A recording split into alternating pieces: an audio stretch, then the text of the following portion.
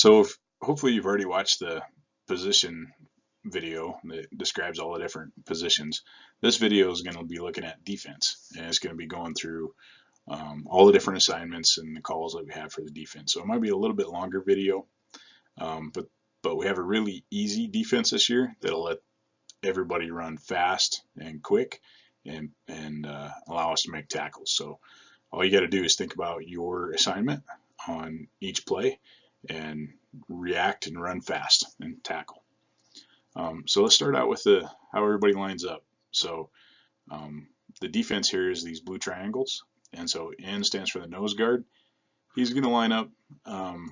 He's going to find the center wherever the ball is, and then he's going to line up in what we call a shade. So he's going to put his right shoulder just across on the shoulder of that center. That's where he's normally going to line up. And then the tackles are going to do the same. Their shoulder is going to be just right at the shoulder of the guard. And then our defensive ends are called Ed and George. They're always going to line up so their inside shoulder is just outside of the outside-most lineman. So whoever's on the end here, they're going to make sure that they line up just outside of that lineman. Now, these linebackers, Will and Sam, they have to line up 5 yards deep. The league rules are that only 5 guys can be on the line of scrimmage for defense unless you're in a goal line situation. So these are the only guys that can be up on the line. Otherwise, you got to be 5 yards deep. And so if you guys remember that these are called Will and Sam. Will stands for the wide side backer, and Sam stands for the short side backer. So you can see here the ball is on what we call this hash line. So that means there's more field going this way than there is to the right. And so he's on the wide side. So this Will backer, whenever the ball is spotted, he's going to decide if he's going to be on the left or if he's going to be on the right, depending on where the ball is spotted on the field. So he's always going to be to the wide side. And then both of them are always going to line up right over the offensive tackles. So they got to find who is the offensive tackle, which is, so you got the center, guard, tackle. So they got to find out who the tackle is, and then they're lining up right in front of him, 5 yards deep. And so you can see here, if the ball was spotted on the other side of the field, over here closer to the other hash, now this over here becomes the wide side, and so Will moves over here and Sam moves over there.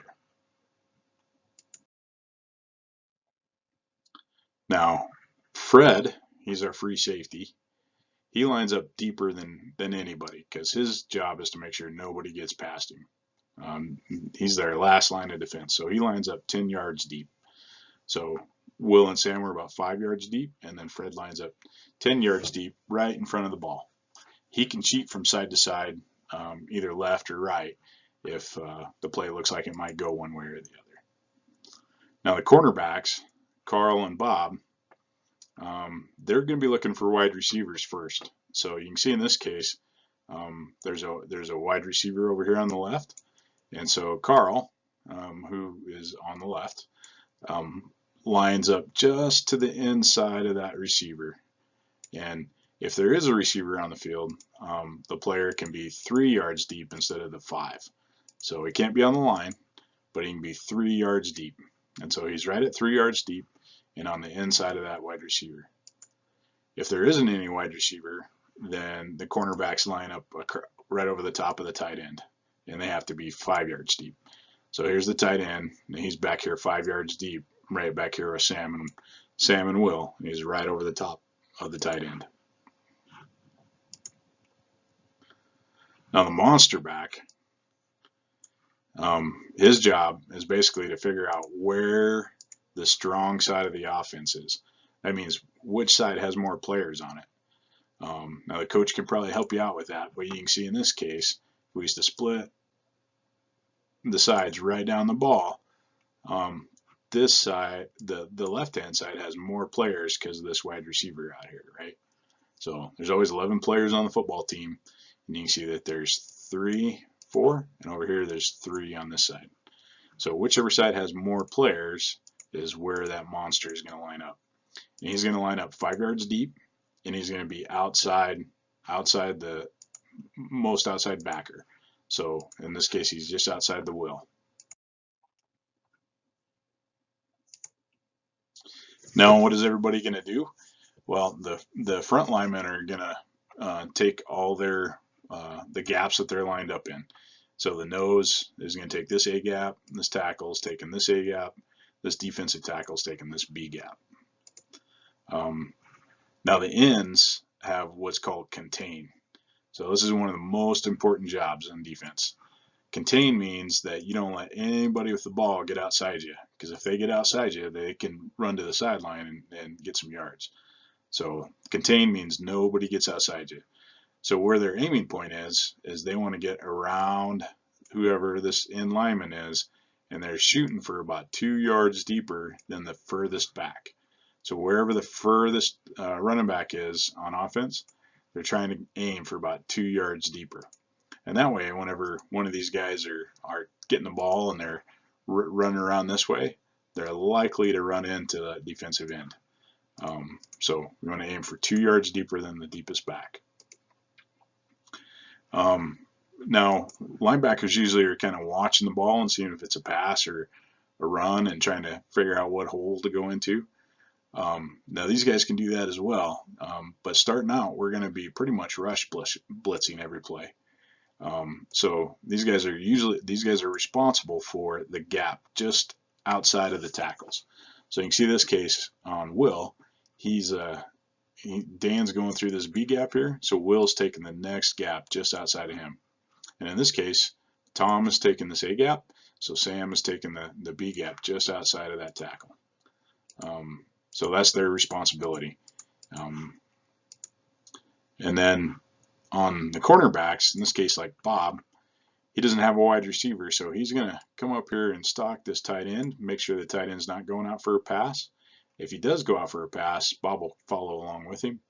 But if he don't, he's gonna shed him and then come on the inside here, and he has this C gap responsibility.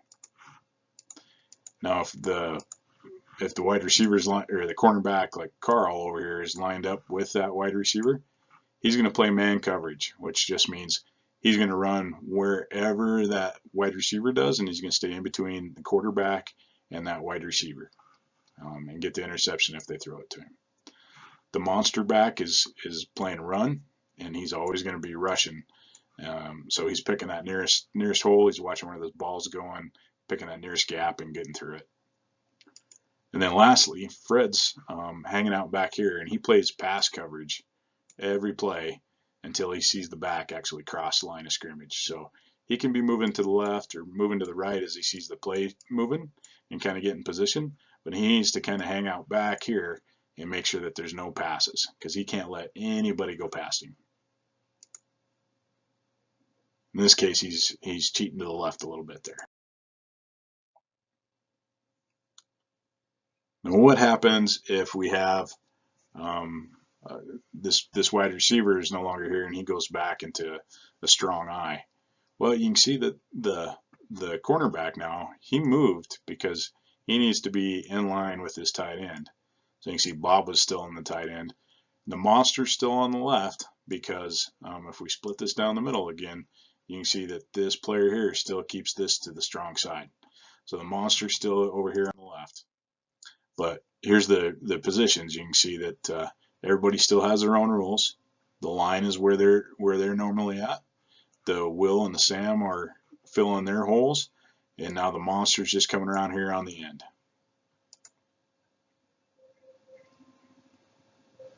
Now, what happens when you get a guy in motion? You see that tight end took off and ran this way, maybe like on a jet sweep or something like that. Well, whoever has that tight end, if it's Carl or Bob, needs to be moving with him. So you can see Bob took off and ran back this way too, tracking with that tight end. The other thing that happened here is that George slid in, this defensive end. He's trying to keep his inside shoulder just outside of that guy on the end, of the lineman on the end. So when the tight end left, he's over here. On defense, we can move anytime we want to, as long as we're not getting in and crossing the ball or getting into the neutral zone. So the offense has to stay put and can't move, but on defense, we can move however we want as long as we're not crossing that line. Here's an interesting play where we have two wide receivers to the right. So we have a tight end on the same side, and we got two wide receivers to the right. So you can see how everybody's lined up here. So we got our front threes where they normally always are. The nose just offside the center. The ends are lining up just outside of the most outside linemen. Will and Sam are where they're at for where they need to be, just in front, right in front of the tackles. Fred's back here in the back where he needs to be. Now you can see George is way out here because he has a tight end that he's hanging out, getting wider than. And then the key is that Bob takes the widest man, which in this case is a wide receiver. He's out here at the widest man. He's going to be playing man coverage on him. And then Carl, who's normally over here on this side of the field, he's going to run over because Bob's going to yell, Carl, Carl, Carl, because he sees that he has more than one wide receiver over here. So Carl's going to be hanging out with that guy running man coverage. And then the monster, since you split this down the middle again, we got two backs over here, or two men over here, and we got five over here. So that monster back is going to be definitely on the right hand side. So if you look and see what everybody's doing here, we got man coverage by the cornerbacks. The ends are playing contained. Linemen are doing what they always do. Will and Sam are taking those gaps just outside the defensive tackles. The monster's going up there, and Fred's playing the line. Fred's playing pass until somebody comes across the line of scrimmage. And of course, he might cheat over there just a little bit because we have so many players on that side. Okay, here we have trips right. We got lots of wide receivers over here on this side of the field. And so Bob and Carl are going to be yelling, trips, trips, trips. So you can see Bob is lined up, staying inside and 3 yards deep. Same thing with Carl. He's staying inside this receiver, 3 yards deep. And when we have 3 wide receivers, the monster is going to be playing man as well. So he's doing the same thing as Carl and Bob now because there's 3 wide receivers. So if you look at what everybody's doing, you have those 3 guys playing man. Everybody else is doing their normal jobs. And then, of course, Fred's going to be cheating over to the right-hand side a little bit because there's so many players over there. Now, on this play, basically it's kind of what we was looking at before with the strong guy in the eye, but we're going to be calling out a defensive play call called pike. So here, when coach yells pike, pike, pike, you can see that it affects the tackles and nose guard. They're going to squeeze in, so they're a lot tighter now. The nose is going to be lined up right over the top of the center, and the defensive tackles now are going to be lined up head on with the guards. And then as soon as they snap the ball, those guys are all going to go through the tackle or through the center. So the nose is going to go and forklift the center, and then the 2 tackles are going to go and crash right through him as well. So this is to disrupt the center QB exchange, or if we think it might be a QB sneak or something, somehow to attack the middle. Now the next call that a coach can make for the defensive lineman is called lightning. So it starts with an L, so that moves the defensive players to the left. So you can see that they all shifted to the opposite shade. So now instead of being shaded here, instead of the nose tackle being shaded on the center here with his shoulder, he's now going to be shaded now on the guard, and this tackle is going to be shaded on that tackle, and now the defensive tackle is going to be shaded on the center here. So that basically moving the defensive line to the left. So that might be if the coach thinks the ball is going to the left, or that side of the line, we might move you that way. Similarly, there's a thunder call that moves those defensive linemen to the right. So this time, instead of just moving a shade, they're actually moving one gap over. So the nose is normally lined up over here. Now he's lined up in this A gap. The tackle's normally lined up in the A gap. He's in the B. Dan's usually over here in this B gap. Now he's in the A. So when they snap the ball, they're going to be going through a little bit further right than what they normally would. And notice that the Will and Sam, the Will is going through the gap just outside of the tackle there. Okay, so here's another call that we can have, defensive call. So here's everybody's normal positions. And then if we call Larry, if the coach calls Larry, that's going to move the monster back to the left. So the word Larry starts with an L. So that means the monster back's going to move to the left. And when he does that, he's going to move outside the furthest guy. So we want him moved way to the left. Or if the coach calls Roger, that's going to move that monster back over to the right. So Roger for monster back. Or Roger for right.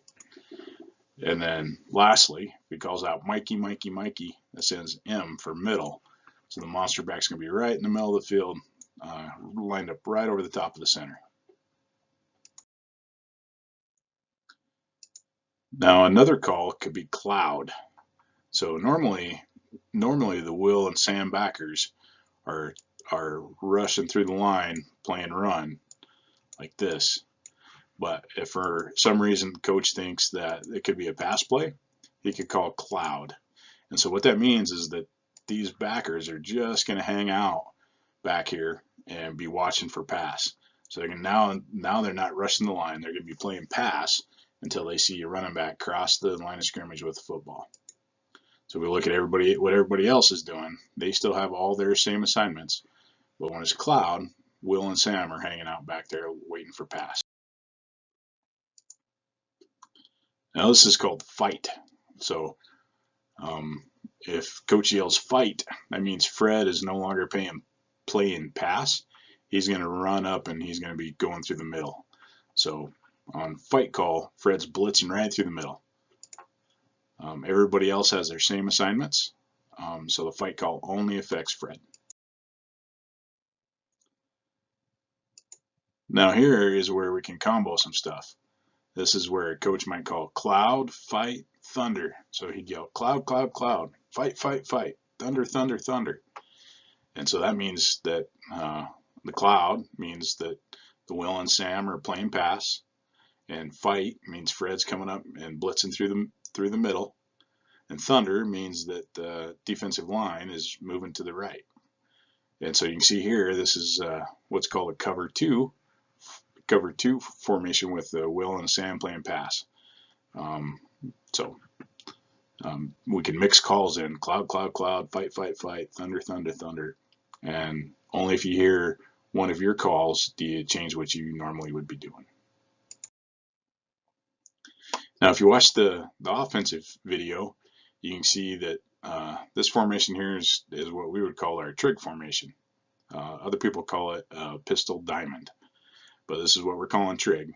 And so if we come up across it, this is what our responsibilities look like on defense.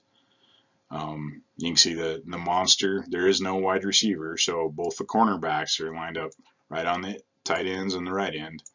And then the monster's just outside this outside backer, so he's going to be coming around this side. If there is not a strong side to the formation, this one's what we call balanced, because if you add up how many kids are on the left and on the right of the ball, it's the same amount. And so if we're balanced, the monster is always going to be on the left-hand side. Now if we move to a double wing, or like we would call this trig wide, if we see something that looks like trig wide, it would move us around a little bit, because now our cornerbacks won't need to stay out here on these outsidemost backs, and they're going to be playing those just like they would normally play the tight end. And so when they move out, the monster back moves in a little bit, so he's going to be outside He's never outside the cornerbacks. He's just outside the cornerbacks when they're playing like a linebacker. So, and it's still a balanced formation, so he's staying on the left. Here is our beast formation, or a pie formation with a beast back here. You can see how we would line up against this. The front line is the same as they always are. These ends are outside of the most outside lineman. We have a Carl is over here.